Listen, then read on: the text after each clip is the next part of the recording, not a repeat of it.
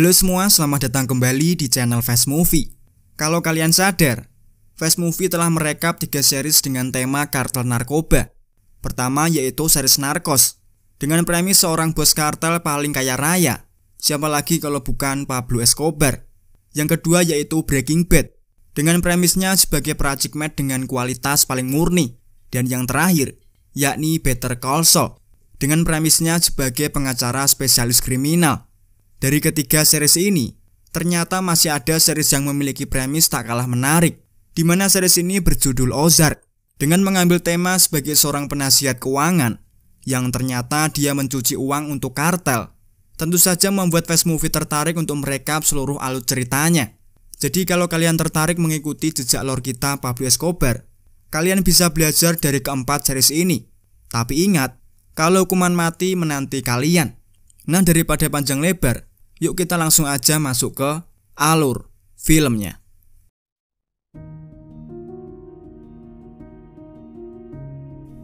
Film akan berfokus pada seorang pria bernama Marty Byrde, di mana dia adalah seorang penasihat keuangan yang membangun kantor keuangan bersama rekan semasa kuliahnya.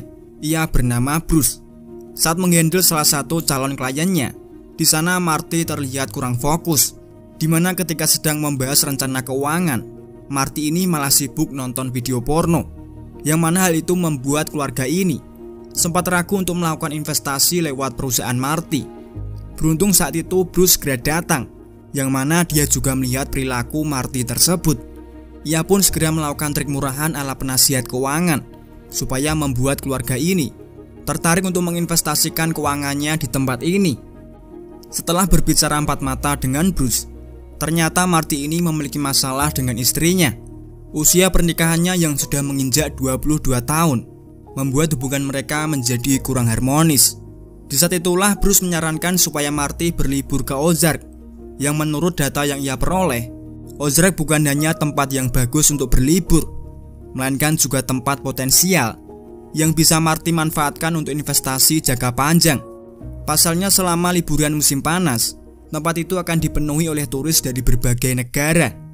Suasana di dalam keluarga Marty pun di sini cukup terlihat kurang harmonis. Charlotte, anak pertamanya, terlihat kurang menyukai sikap hemat ayahnya itu.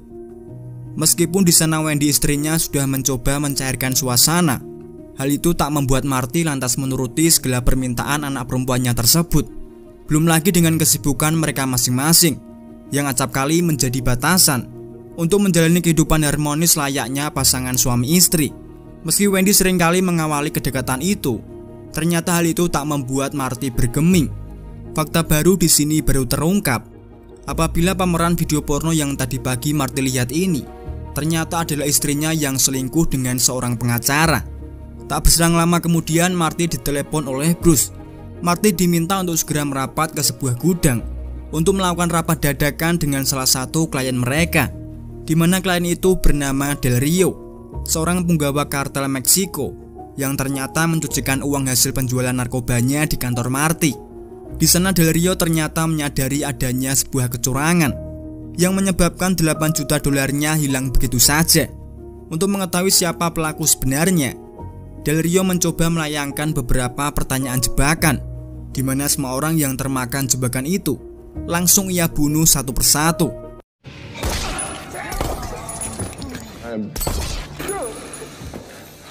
Sehingga saat itu hanya tersisa Marty seorang, karena faktanya Marty ini memang tak terlibat dalam kecurangan tersebut. Namun meski begitu, Del Rio tampaknya juga berniat untuk menghabisinya juga. Tapi niat itu segera pudar setelah mengetahui jika Marty sanggup mengganti uang 8 juta dolarnya. Di sana Marty juga menawarkan sebuah metode pencucian uang baru yang ia yakini bisa mencuci uangnya lebih banyak ketimbang sebelumnya, di mana Marty menyebutkan jika Danau Ozark sangatlah potensial untuk melakukan hal itu. Selain wilayah itu belum terjamah oleh FBI maupun DEA, tempat tersebut Marty yakini bisa membuat harta kotornya dengan gampang ia rubah menjadi harta bersih, yang nantinya bisa dengan aman ia gunakan untuk melakukan segala transaksi. Merasa tergiur dengan tawaran Marty, Del Rio pun memberikan kesempatan supaya Marty memenuhi ucapannya. 48 to be on the road to these Ozarks. I want you to be ready to set up shop within a week. Mulai sejak itulah, Marty memboyong seluruh keluarganya untuk pindah ke Ozark.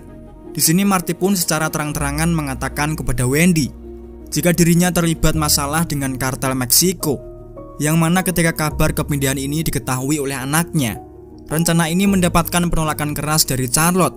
Namun meski begitu, anak kedua Marty yang bernama Jonah ternyata sadar jika ayahnya sedang mengalami masalah. Okay. Sebelum mengurus kepindahannya, Marty lebih dulu mencairkan seluruh dana perusahaannya, mengingat dia punya tanggungan untuk mengganti uang Del Rio. Ketika Marty berusaha keras untuk mencairkan dana tersebut, di waktu yang sama Wendy malah bertemu dengan selingkuhannya. Di sana Wendy mengatakan semuanya kepada Gary, di mana Gary menyarankan supaya Wendy mencairkan seluruh dana tabungan keluarga, karena jika tidak, cepat atau lambat pihak FBI akan membekukan semua rekening tabungannya. Saat Marty mendapatkan notifikasi jika Wendy mencairkan seluruh dana tabungannya, ia pun segera bergegas menuju ke apartemen Gary, karena ia yakin jika Wendy akan menggunakan uang itu untuk kabur bersama dengan selingkuhannya. Namun ketika sampai di apartemen Gary, ia malah mendapatkan sesuatu yang tak terduga. Tiba-tiba Marty dikejutkan dengan jatuhnya Gary dari atas apartemennya. Ternyata Del Rio ini diam-diam menyadap seluruh keuangan Marty. Jadi ketika Wendy mengosongkan tabungannya, Del Rio sempat mengira jika Marty ini akan berkhianat. Namun ternyata pengkhianatan itu dilakukan oleh istrinya, yang mana Del Rio juga baru tahu kalau istri Marty ternyata sudah tahu tentang bisnis mereka berdua. Meski Wendy sudah jelas-jelas mengkhianatinya serta mencoba membawa kabur seluruh uangnya, di sini Marty meminta kepada Del Rio supaya istrinya tetap dibiarkan untuk hidup, karena siapa tahu dia bisa membantu mencucikan uangnya. Begitu Wendy kembali dengan selamat, Marty bersikap seolah tak terjadi apa-apa. Ia langsung fokus untuk segera mencairkan dana perusahaannya. Namun ketika berada di bank, Marty didatangi oleh dua petugas FBI yang mencurigai Marty akan melakukan aktivitas ilegal karena telah mencairkan dana sebesar $8 juta. Dengan pengalamannya sebagai penasihat keuangan, di sana Marty mampu meyakinkan dua agen serta pihak perbankan. Marty mengatakan jika dia tidak bisa mencairkan uangnya sekarang juga, dia akan pergi ke lobi dan berteriak tak bisa mengambil uangnya sendiri. Tak ingin reputasi bank hancur akibat ancaman Marty ini, mereka pun tak punya pilihan lain selain menuruti permintaannya. Setelah mengantongi uang $8 juta, Marty segera menyerahkan uang tersebut kepada Del Rio. Tetapi masalah tak hanya sampai di situ. Del Rio memintanya untuk mencuci semua uang ini. Del Rio ini ternyata ingin mengetes ucapan Marty perihal Ozark, dimana jika Marty gagal melakukannya, maka Del Rio tak akan segan untuk membunuh semua keluarganya. Akibat pencairan dana besar yang dilakukan oleh Marty, ternyata hal tersebut mengundang perhatian salah seorang agen FBI, dimana agen tersebut bernama Agen Patty. Bersama dengan rekan kerjanya sesama FBI, Patty berencana untuk menggali lebih dalam tentang aktivitas apa yang saat ini Marty lakukan. Aktivitas Marty saat ini ialah berkendara menuju Ozark, hingga kemudian Marty berhenti di tengah hutan dengan alasan kalau dia ingin buang air kecil. Tetapi faktanya, Marty ini sudah tak bisa lagi menahan kesedihannya. Kesedihan karena telah menyeret keluarganya berurusan dengan kartel Meksiko. Namun kini nasi sudah menjadi bubur. Ia tetap harus melakukan apa yang sudah ia mulai.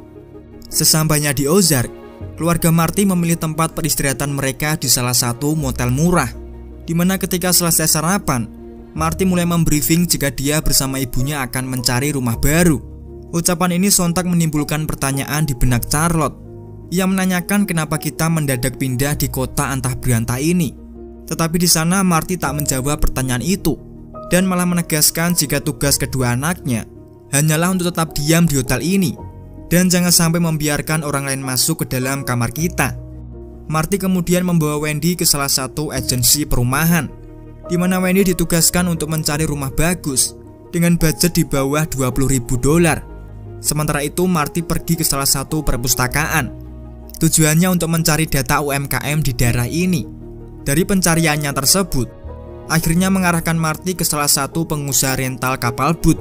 Dalam kunjungannya itu, Marty juga menawarkan diri untuk menjadi investor sekaligus kliennya. Hanya saja niat Marty untuk menjadi investor ditolak oleh si pemilik rental, sehingga Marty hanya diperbolehkan untuk menyewa salah satu gudang yang di dalamnya terdapat kapal boot yang siap pakai. Usaha Marty untuk mencuci uang kartel ternyata tak hanya sampai di situ.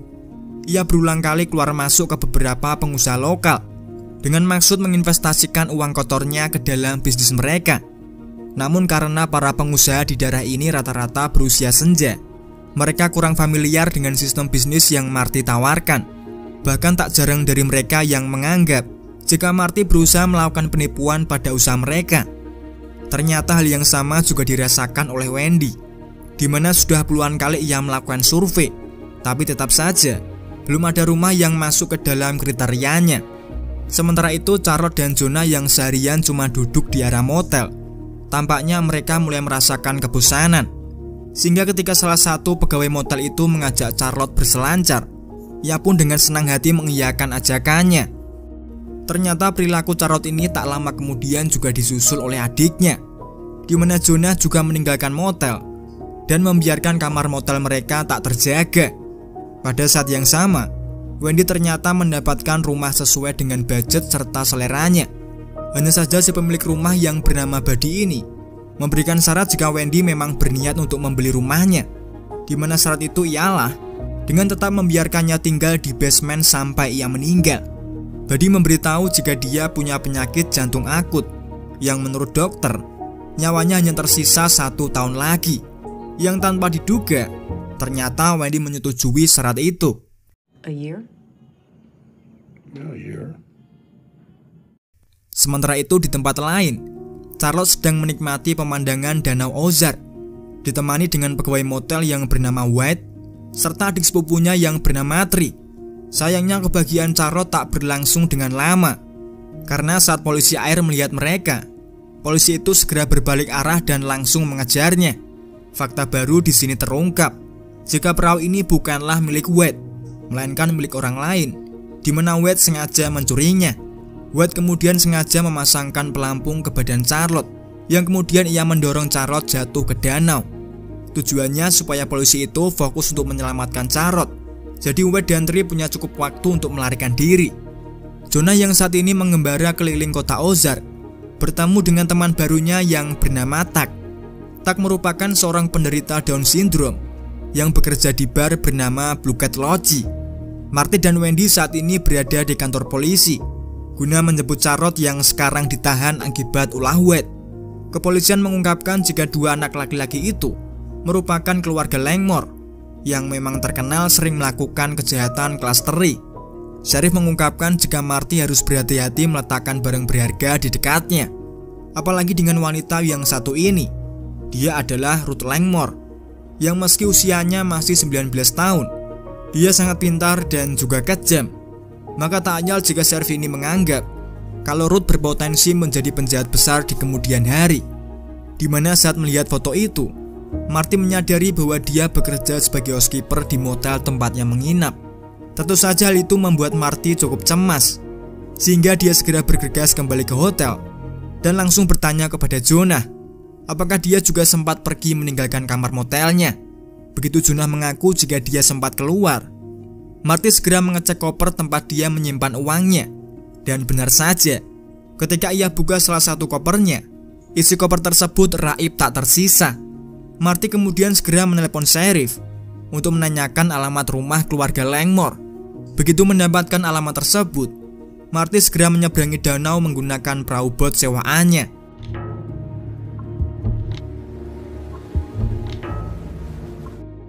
Di mana setelah melakukan perjalanan cukup panjang, dia menemukan keluarga Langmore tengah membagi rata hasil curiannya.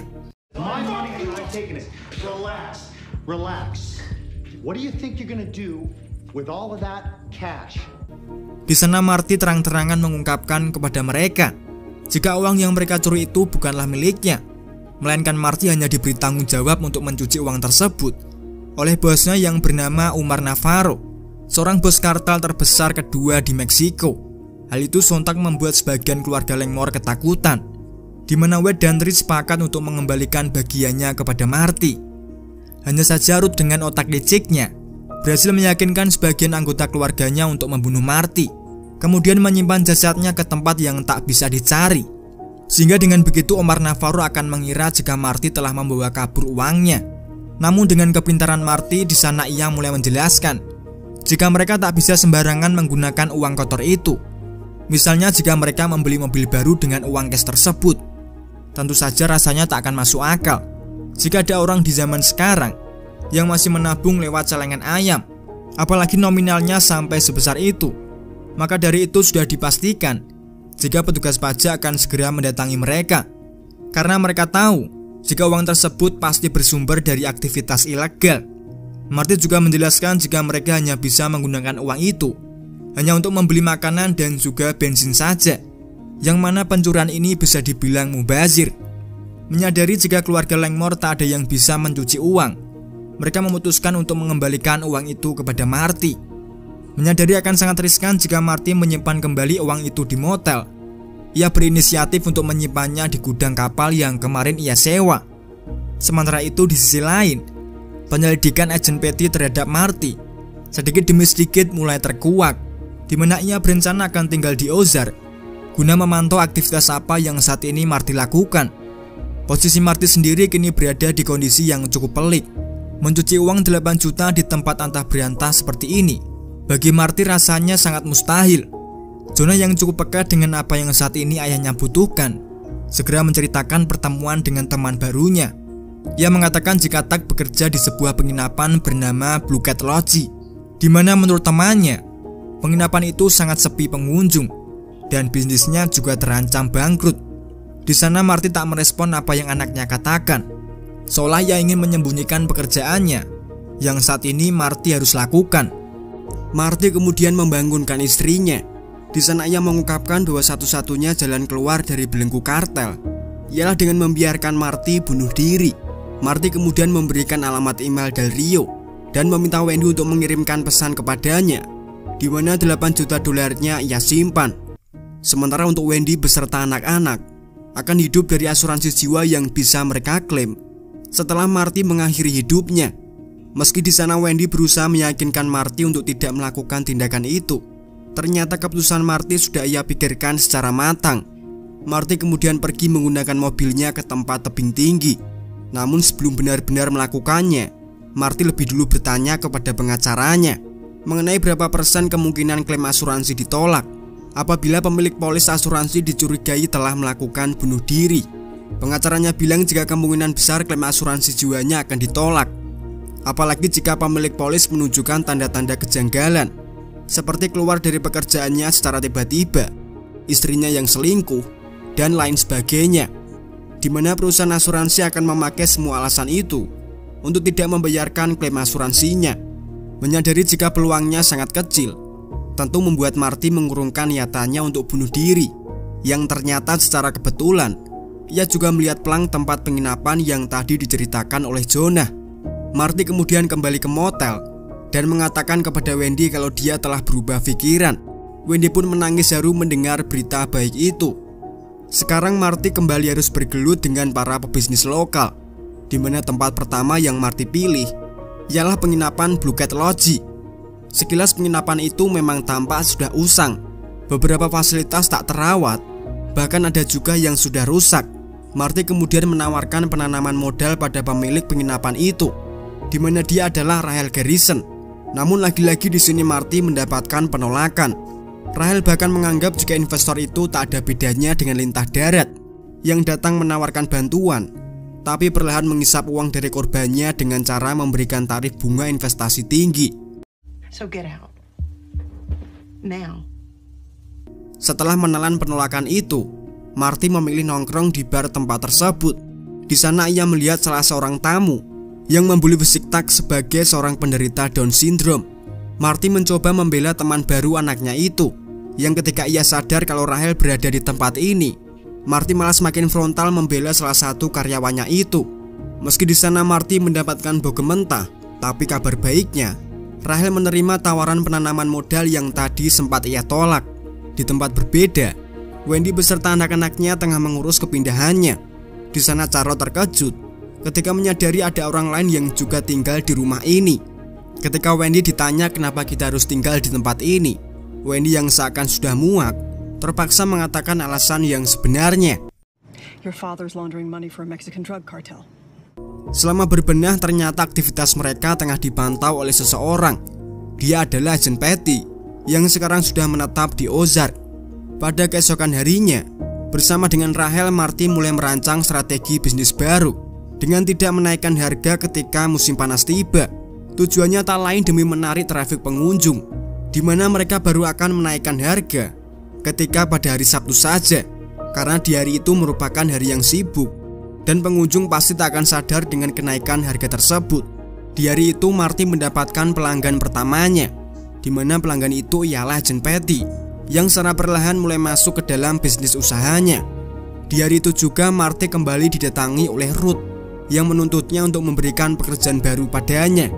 Di sana Ruth mengancam akan membocorkan pekerjaan kotornya kepada publik apabila dia tidak memberinya pekerjaan. Tak ingin diakali oleh remaja bengal seperti Ruth ini, Marty mengajaknya untuk menyetorkan uang ke sebuah mesin ATM. Di sana Marty bilang jika tindakan Ruth barusan bisa menjadi bukti jika ia juga terlibat dengan apa yang saat ini Marty lakukan. Jadi jika suatu hari ia ditahan untuk apapun yang terkait dengan uang ini, Ruth juga akan ditahan. Perilaku Marty ini juga menyeratkan kalau Ruth diterima bekerja dengannya. Does that mean that I'm hired? You want to wash dishes for minimum wage? You can be my guest. Selesai dengan masalah Ruth, kini Marty mengantarkan Charlotte mengikuti interview kerja. Awalnya interview kerja ini berjalan dengan baik, namun tidak demikian setelah Charlotte menyadari kehadiran Wade, yang mana dia langsung keluar dan memukulnya sebagai bentuk balas dendam atas tindakan Wade yang pernah melempar Charlotte ke danau tempo hari lalu. Di malam harinya, Marty menyibukkan diri untuk mencari pebisnis lokal lebih banyak lagi, mengingat untuk mencuci uang 8 juta dalam waktu 3 bulan, penginapan Blue Cat saja tak akan cukup. Sepanjang malam ia terus memikirkan hal itu. Belum lagi dia juga punya PR untuk memarkup laporan keuangannya di Blue Cat, di mana proses inilah cara Marty melakukan pencucian uang. Ia terus menghitung angka anggaran ini dengan tepat, tentu saja agar manipulasi pembukuannya ini terlihat masuk akal. Dan yang paling penting, petugas pajak tidak menyadari kecurangannya. Saking telitinya Marty dalam menghitung, sampai-sampai membuatnya tidak tidur semalaman. Di pagi hari itu, Wendy dikejutkan dengan temuan bangkai rusa di depan rumahnya. Berbeda dengan Marty yang menganggap bangkai ini tak berarti apa-apa. Di sana Wendy takut jika bangkai ini merupakan simbol ancaman dari kartel. Setelah membuang bangkai itu ke danau, ada seorang agen FBI bernama agen Trevor menghampiri kediaman Marty. Mulanya agen Trevor berbahasa basi dengan menanyakan kasus hilangnya Bruce kepada Marty. Namun setelah melihat ekspresi Marty yang gak terpancing, agen Trevor langsung tunduk poin kepadanya. Ia bilang kalau FBI mengetahui jika Marty bekerja untuk kartel Navarro. Jika Marty mau kooperatif dengannya, Trevor berjanji akan memberikan jaminan keselamatan. Namun Marty ternyata lebih memilih untuk menyangkal tuduhan yang Trevor berikan padanya. Sangkalan itu juga didukung oleh argumentasi dari Wendy yang mengatakan jika alasan mereka mengosongkan rekening dan pindah ke Ozark tak lain karena melihat peluang bisnis di daerah ini. Upaya ini pun akhirnya sukses membuat agen Trevor memutuskan untuk pergi. Sementara itu Rachel dibuat bingung dengan kehadiran Ruth di dapur penginapannya, yang ketika dia tahu kalau Marty lah yang membawanya ke sini, ia meminta penjelasan kenapa Marty mempekerjakan seorang pencuri. Marty menjawab kalau Ruth adalah seorang pekerja keras, dan yang paling utama, semua orang layak mendapatkan kesempatan kedua untuk menjadi lebih baik.